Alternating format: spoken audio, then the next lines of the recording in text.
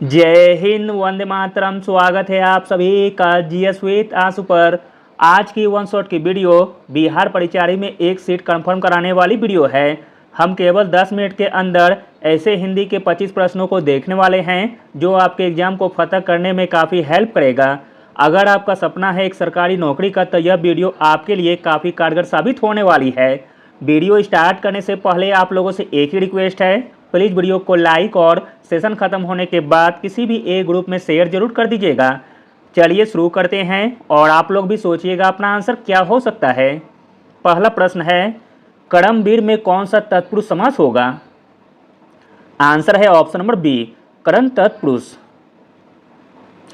कर्मवीर का समास विग्रह होगा, कर्म से वीर होगा। अगला प्रश्न है, रूप का विलोम शब्द है। तो दोस्तों रूप का विलोम शब्द है कुरूप, ऑप्शन नंबर डी। अगला प्रश्न देखते हैं, तापस का पर्यायवाची शब्द क्या है? तो दोस्तों तापस का पर्यायवाची शब्द है बैरागी, ऑप्शन नंबर ए। तपस के अन्य पर्यायवाची शब्द हैं मुनि, सन्यासी, व्रती, योगी।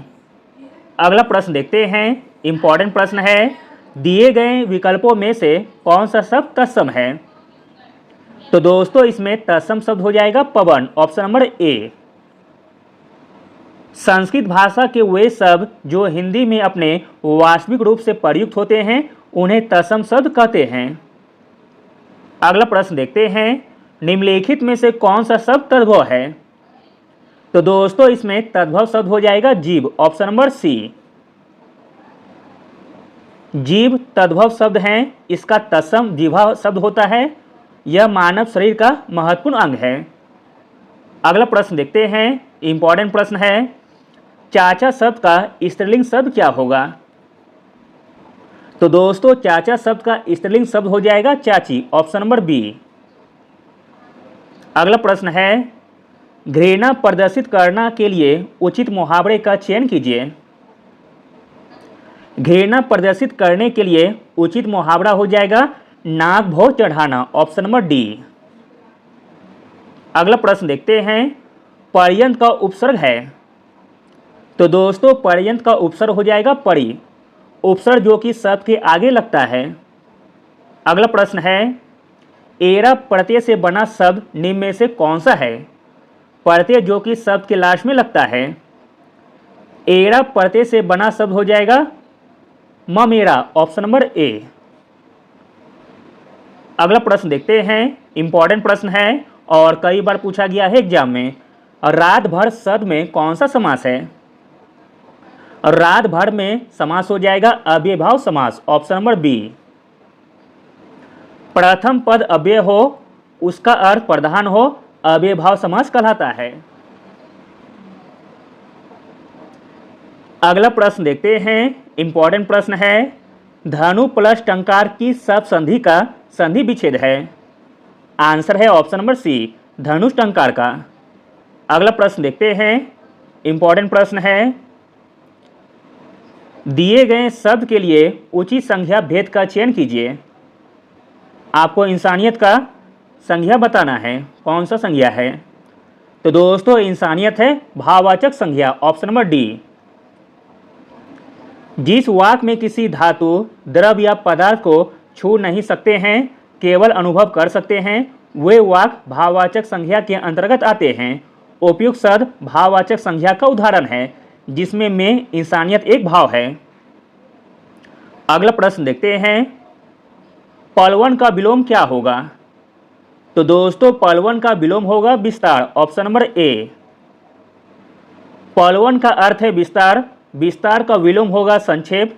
इस आधार पर पलवन का विलोम होगा संक्षेपण, अंततः सही विकल्प संक्षेपण है। अगला प्रश्न देखते हैं, इंपॉर्टेंट प्रश्न है, निम्नलिखित पर्यायवाची में से भागीरथी का पर्यायवाची शब्द बताओ। तो दोस्तों भागीरथी का पर्यायवाची शब्द हो जाएगा गंगा, ऑप्शन नंबर बी। अगला प्रश्न देखते हैं, काठ का उल्लू मुहावरे का सही अर्थ क्या है? काठ का उल्लू मुहावरे का सही अर्थ है बेवकूफ व्यक्ति, ऑप्शन नंबर ए। अगला प्रश्न है, निम्नलिखित में से कौन सा शब्द तद्भव है? तो दोस्तों इसमें तद्भव हो जाएगा आधा, ऑप्शन नंबर डी। अगला प्रश्न है कबाली शब्द में कौन सा लिंग है? तो दोस्तों कबाली शब्द में लिंग है स्त्रीलिंग, ऑप्शन नंबर बी। अगला प्रश्न देखते हैं, मोस्ट इंपॉर्टेंट प्रश्न है, गुड़तुर में कौन सा प्रत्यय है? प्रत्यय जो कि शब्द के लास्ट में लगता है। तो दोस्तों गुड़तुर में प्रत्यय हो जाएगा तुर, ऑप्शन नंबर बी। अगला प्रश्न है घ व्यंजन का उच्चारण स्थान क्या है? घ व्यंजन का उच्चारण स्थान हो जाएगा कंठ से, ऑप्शन नंबर डी। अगला प्रश्न है जो सुना हुआ न हो वाक्यांश के लिए एक शब्द बताइए। जो सुना हुआ न हो वाक्यांश के लिए एक शब्द हो जाएगा अश्रव्य, ऑप्शन नंबर बी। अगला प्रश्न है जब कोई सरकारी पत्र ज्ञापन या कार्यालय ज्ञापन के एक साथ अनेक परिस्थितियों को भेजा जाए उसे क्या कहते हैं? तो दोस्तों उसे कहते हैं परिपत्र, ऑप्शन नंबर डी। अगला प्रश्न देखते हैं, इंपॉर्टेंट प्रश्न है, हिंदी में ध्वनियाँ कितने प्रकार की होती हैं? तो दोस्तों हिंदी में ध्वनियाँ होती है 2 प्रकार की, ऑप्शन नंबर ए। हिंदी में ध्वनियाँ 2 प्रकार की होती है, पहला है स्वर, दूसरा है व्यंजन। अगला प्रश्न है निम्न में से कौन सा शब्द पुल्लिंग है? तो दोस्तों इसमें पुल्लिंग शब्द हो जाएगा आभार, ऑप्शन नंबर डी। अगला प्रश्न है संधि कितने प्रकार की होती है? तो दोस्तों संधि होती है 3 प्रकार की, ऑप्शन नंबर बी। संधि 3 प्रकार की होती है, पहला है स्वर, दूसरा है व्यंजन और तीसरा है विसर्ग। अगला प्रश्न देखते हैं, इंपॉर्टेंट प्रश्न है, सदानंद का संधि विच्छेद कीजिए। सदानंद का संधि विच्छेद हो जाएगा सत plus Anand, option number A. अगला प्रश्न है पुस्तकालय में कौन सी संधि है? तो दोस्तों पुस्तकालय में संधि है दीर्घ संधि, ऑप्शन नंबर ए। अगला प्रश्न है यथासंभव में कौन सा समास है? तो दोस्तों यथासंभव में समास है अव्ययभाव समास, ऑप्शन नंबर ए। अगला प्रश्न देखते हैं परमेश्वर में कौन सा समास है? तो दोस्तों परमेश्वर में समास है कर्मधारय समास, ऑप्शन नंबर बी। जिस समास में दोनों शब्दों के बीच विशेषण विशेष अथवा उपमान उपमेय का संबंध हो उसे कर्मधारय समास कहते हैं और इसका पहचान है विग्रह करने पर दोनों पद के मध्य में है जो के समान आदि आते हैं। अगला प्रश्न है अध्यक्ष में कौन सा उपसर्ग है? उपसर्ग जो कि शब्द के आगे लगता है। अध्यक्ष में उपसर्ग हो जाएगा अधि, ऑप्शन नंबर बी।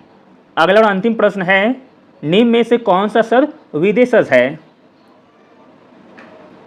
इसमें विदेशज शब्द हो जाएगा रिक्शा, ऑप्शन नंबर ए। अन्य देश की भाषा से आए हुए शब्द जो हिंदी भाषा में सम्मिलित हुए, इन विदेशी भाषाओं में मुख्यतः अरबी, फारसी, तुर्की, उर्दू, अंग्रेजी व पुर्तगाली शामिल हैं। Thank you.